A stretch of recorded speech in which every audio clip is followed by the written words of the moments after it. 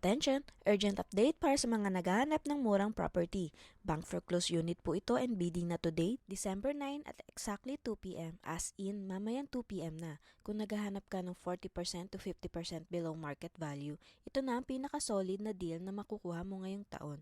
Location, Barangay Navarro, General Trias, Cavite. Isang 2-story townhouse, inner lot, as is where is, at perfect for family investment or rental business.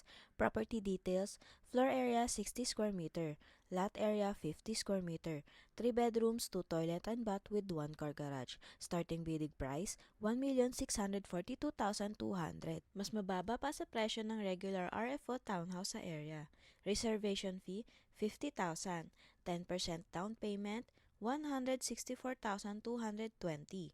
90% bank loan, 1,477,980.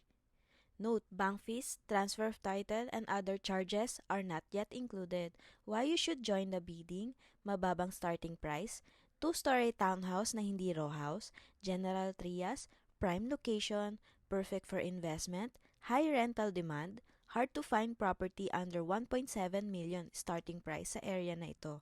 Last call, bidding is today at 2 p.m. Kung gusto mong sumali sa bidding or gusto mo ng assistance para mas maintindihan ang proseso, message us now. Free house tour assistance plus guidance sa bidding process.